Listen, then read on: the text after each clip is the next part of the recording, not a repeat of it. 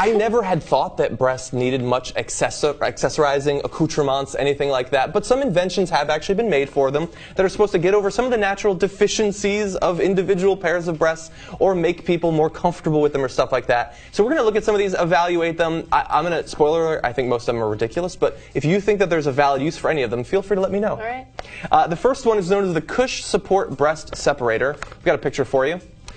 It's described as being the main selling point is that it prevents wrinkles and keeps the upper breast from crushing the lower one while the user sleeps on her side.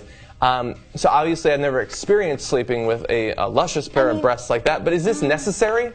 Not necessary. I mean, I guess I can kind of see how it might be comfortable. No, there's no. Maybe it's like it's kind of pillows. It can be kind of uncomfortable to have like boobs when you're sleeping, right? Like you can't sleep face down and stuff like that. Sometimes if they're sensitive, see, I like sleeping whatever. face down. Yeah, if you had boobs, that might be difficult. Is it sometimes. Really? Sometimes, see, yeah. I actually learn things. Sometimes breasts get sensitive, and it's hard to sleep face down. Okay. But anyway, I think that thing would be much more uncomfortable than like just having my boobs together. I don't think, and I don't necessarily think wrinkles are a bad thing. It's just like cleavage. Yeah, What's the big fucking deal? Exactly. I love wrinkly cleavage. Anyway, I don't know if those things are like soft or hard. If they're soft, maybe it makes sense. We have another picture, I think, as well that shows that they come in many different colors for some reason. Maybe if you want to match or something like that. That totally makes me think of cannabis.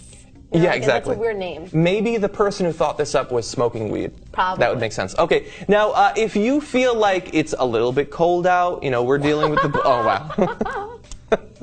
Yeah, I don't think that that's necessary. I wonder how many they've sold. Understand that those are $99. No, they're not. That's ridiculous. They're probably much cheaper.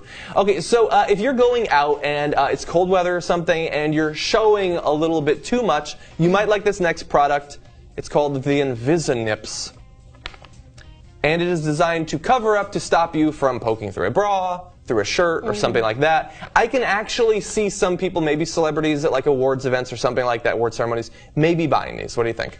Yeah, I mean, they can be useful, especially with some dresses that are like completely backless and things like that. You can't wear a bra. But I think also people should just kind of get over it. They're just nipples. Yes. They're just nipples. Who cares if you can see them? Yeah, and the thing is, like, I don't think that most people care if, like, a man's nipples are poking through or something like that. I think that things like having a problem with that is the last vestiges of us getting over our early puritanical outlook on sex and stuff like that. Like, we still want to shame people for just having natural body reactions to things. And the thing that makes it even more ridiculous is while at the same time these Invisinips are being sold, we also have our this next thing, the body perks being sold, which are designed to simulate erect nipples. So like, I guess people just can't decide on whether or not it's a good thing to have these showing, because on the one hand we're covering them up, on the other we're actually simulating it entirely. On this next picture you're going to see a person actually wearing them, which that looks ridiculous. And this is the person selling it who's using that photo.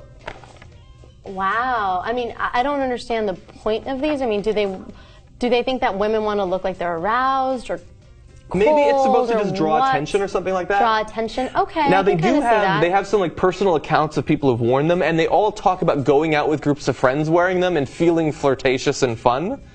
I think that those are probably made up. I mean, it's probably like going to like a bachelorette party and wearing a big penis on top of your head or whatever. And you just that's for more fun ridiculous. Of it. It's totally ridiculous, but I can kind of see that argument. Maybe, you know what I'm thinking? Maybe like women that wear those like huge padded bras, like the huge ones, like might find some use for it. They're like, oh, let me like make people think that they're like my real boobs and like put them on the outside. Maybe that's where it's going. Like she had pretty small boobs, but that could kind of work.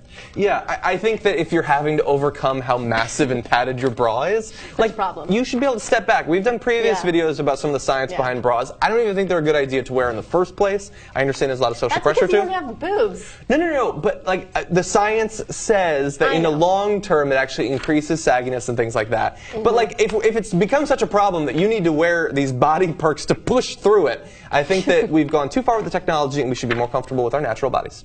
Now the next one, if you're not comfortable at all, there's some biology that might be on your side. The F-cup cookie. Now it is filled with large amounts of an herbal breast enhancer called Puraria mirifica, a natural medicine that is known in the Orient as increasing breast size. I don't think that you should ever consume one of those because I can't imagine they're safe or effective at all. That scares me. They look tasty. I would eat them. I think they're and probably regret it. They're probably full of MSG and trans fats. Probably trans fats. No, that's banned. You can try to increase your breast size with a cookie. Can't put trans fats in it. So we've seen reports from the manufacturer that some people do experience larger breasts as a result of this. After eating it for months, but I would have to assume that has more to do with eating cookies for months than getting that particular hormone in your body. They're highly caloric. My breasts are so much larger, and so is my gigantic gut now. Yay. Okay. Now, as I said, some of these products are intended to fight, I guess, the onset of age on your body, and so this one is for that. It is the breast massage bra. And it's $80. And it is intended to simulate, you've probably seen the ab belts. My friend had one in high school, actually, that is intended to vibrate on your stomach and make you grow diesel six-pack abs. This is the same thing, but for your breasts. I'm kind of intrigued by this one just because I think it'd be really nice to get a massage. What I think they might sell more of them for is not necessarily the fitness aspects of it, but because some people might actually enjoy the sensation. That's my point. Oh, I see what you're saying. Now, my friend who had it for his stomach, I don't remember, he used it in public, and so apparently it didn't feel that good. He was able to contain yourself, but maybe the breast version would not. Now, they say it can stimulate the breast, it will accelerate blood circulation and activate cell renewal and hormone secretion through physical massage with forceful vibration. I don't buy it. I don't buy it, and my friend stopped using his stomach thing after a couple of weeks. I think that in the end it's going to end up just being something really embarrassing that you shove in the back of your closet. And it might even give you cancer with all these different technologies. I don't think it's going to give you cancer. Why not? It's like the phones that you put to your head or anything like that. We find out later that oh, cigarettes are actually bad for me. We always find out these That's true. These I think devices that have if some, any of these negative side effects. Oh yeah, I think the F-cup cookie is more likely to give you the cancer. And the final one, this I think is the most offensive. This is nipple dye. You're seeing here. I googled it and I took a screenshot of one of the websites. There's many. I didn't even know this was a thing. Why would somebody want to dye their nipples? Because for whatever reason, we can't allow people to be the color that they are. You have to modify every shade of color on your body, your skin, your teeth, your eyes, your hair, everything, including your areolas. Now, you're seeing some of the colors, cocoa and raisin glaze. Others are charcoal black and sunset.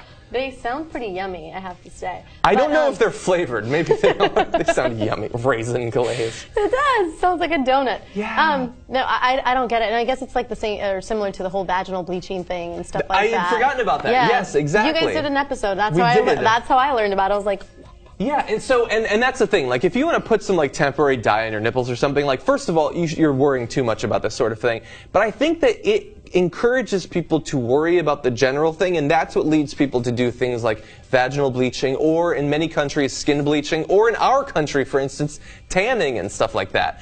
We worry about the color of our body parts, and it can lead us to do things that could actually cause cancer. We were joking before, but the tanning actually has been linked to skin cancer. So as funny as this topic is in general, it does actually have a serious component. We want you to be comfortable with your bodies, whether you're a woman or a man, young or old.